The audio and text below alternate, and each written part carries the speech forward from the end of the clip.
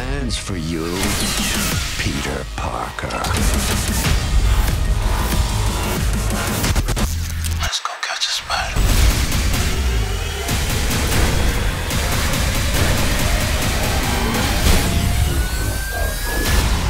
What happened to your face? I was cleaning the chimney. We have no chimney. What?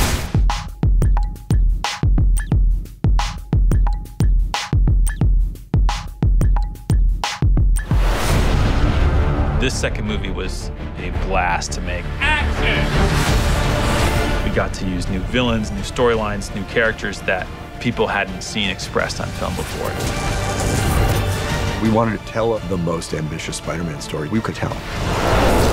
It's what Spider-Man was meant to be. At the beginning of the film, Spider-Man is having a blast being Spider-Man, and he is at the top of his game. He is so good at ripping through the city, and he has a blast doing it. It's just great fun. It's Spider-Man doing superhuman things. So we wanted to see more of Spider-Man flying, more of Spider-Man being Spider-Man. And at the same time, obviously, telling a great Peter Parker story. Peter, can I come in? No! Because when you make a movie in the Spider-Man universe, Give me a second, I'm gonna get the door. the story has to be centered on Peter Parker. What happened to your face? It's filthy. I was cleaning the chimney. We have no chimney. What? At the heart of this film, I always think about it as Peter Parker's relationship with Gwen, and the promise that Peter Parker made to Captain Stacy at the end of the first movie is a shadow that's cast over the film. It's my father, isn't it?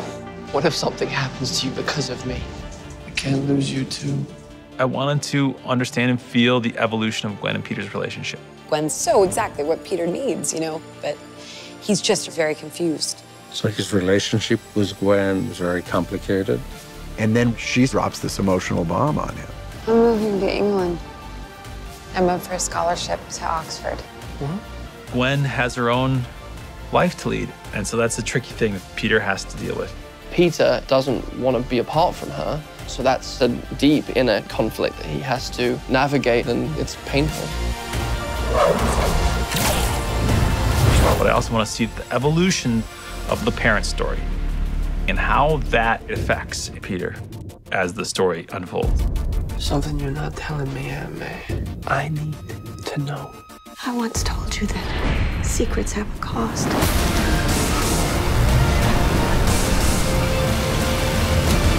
My name is Richard Parker. The truth does too. So if you're Peter Parker, how do you balance all those things? And then there's something else that falls in his path, and that's his best friend. Peter Parker. Hey, Harry. And when you first meet Harry Osborn, he goes back home for the first time in a very long time.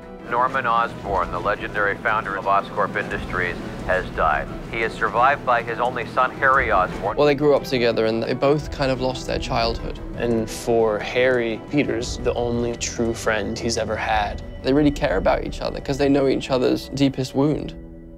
I'm Max Dillon. I'm Gwen. Nice to meet you. We also have Max Dillon, one of the most iconic characters in the Spider-Man universe. All villains in my book are victims of circumstance. What I did want to speak to Max is why. Dylan, there's a current flow problem in the genomics lab. Why don't you stay and take a look at that? But it's my birthday. Everybody else is leaving. Why do I have to stay? Happy birthday. I wanted Max to be a person who just walks in broad daylight, but he's in the shadows. Max is ready to somehow lash out, but he doesn't know how to. He's one of these guys that has a lot to give. You want to kind of look at him as an underdog, but he has one role model, and it's Spider-Man. Heads up, watch out! Woo! You okay? You all right? You're Spider-Man. Yeah, costume gets it away, huh? Then, through an incredible series of events, Something terrible happens to him.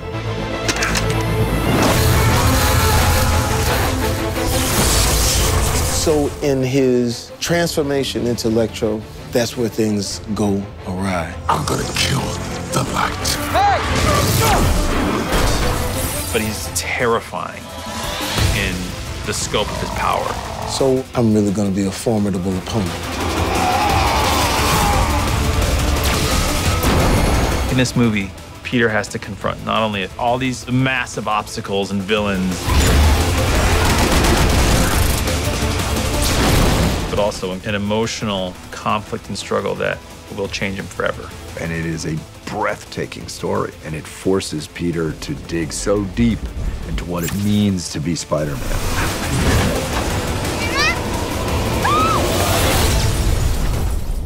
B-Mark? Are you ready to go? And action. Oh, hey, why do the laundry? I'm doing my laundry. No, last time you did, you turned everything blue and red. All right, laundry sheriff. We're working with the best actors in the world: Andrew Garfield, Emma Stone, Jamie Foxx, Dane DeHaan, Sally Field, Paul Giamatti, Chris Cooper, because the material is human enough that they can really sink their teeth into it. This story is exciting and fun. I gotta go. I'm coming with you. Gwen, it's too dangerous. Sorry, I love you. Don't hate me. It's devastating. I don't know, maybe we're on different paths right now. It's countless what the stuff I can list off about and how lucky I am to play this part. Andrew Garfield, who plays Peter Parker, of course, is first and foremost a fan. He is so protective of that character because he's thought about it and cared about it since he was a child. Just putting on the suit, it's everything that I ever dreamed of as a kid. And it's just great fun. We also have Gwen Stacy, played by Emma Stone, who's one of the most talented people in the world. It was exciting to come back to Gwen because the stuff that Gwen is thinking about are things that I've been thinking about in my life in different ways. So it was really exciting. Gwen Stacy. Oh my God. Sorry.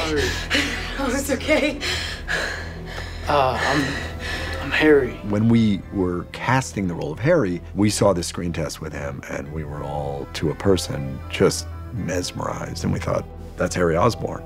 It was always important to me that I wasn't the Harry Osborn of 50 years ago. It's been 10 years. What have you been up to?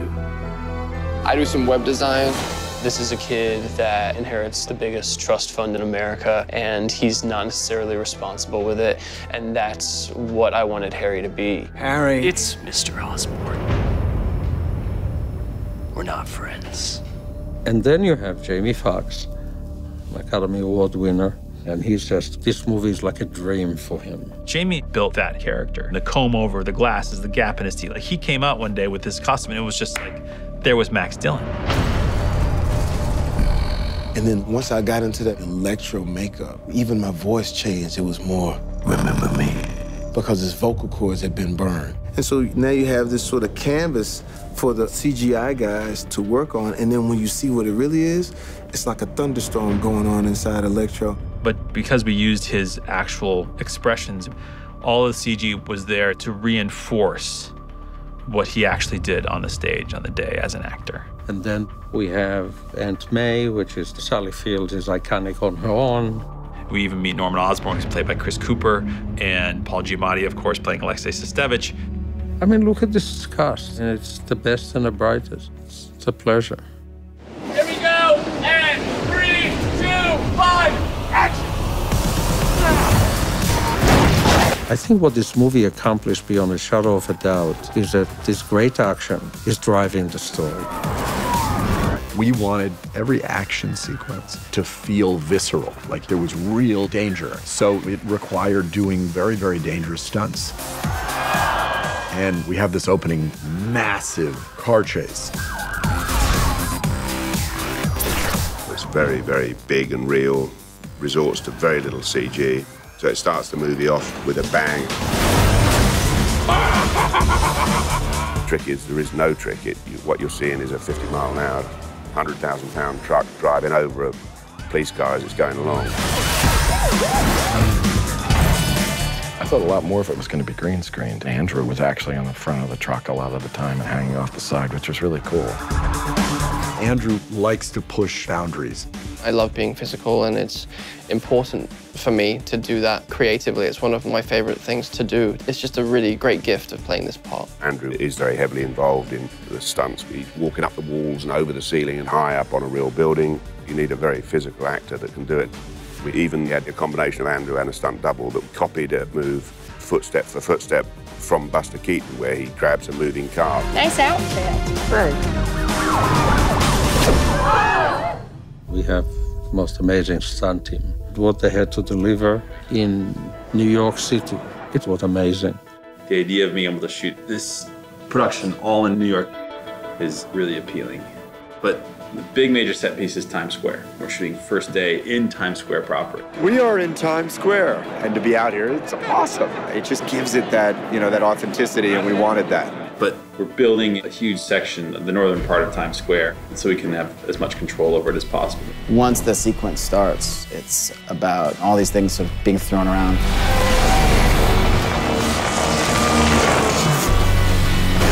So it became obvious that had to be a built set.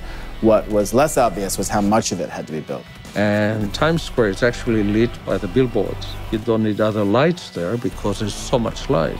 We wanted to capture that. It has to look and feel exactly like Times Square. It was one of the first things that Mark designed, and it turned out incredibly well. You will believe that everything is happening in Times Square. I got so much anger. Stay with me, Max. You lied to me. No, I'm trying to help you. Let me help you.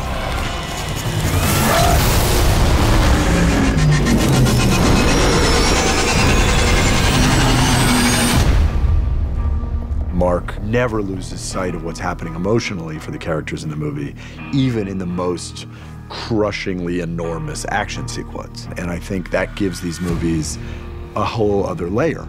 He wanted to make a high-energy action film that is wall-to-wall character. Mark is very, very generous, and he's a really creative, exciting director to work with. I'll be honest with you, with all he has to do, this is a big movie, but the ease that he has is like no other director that I've seen.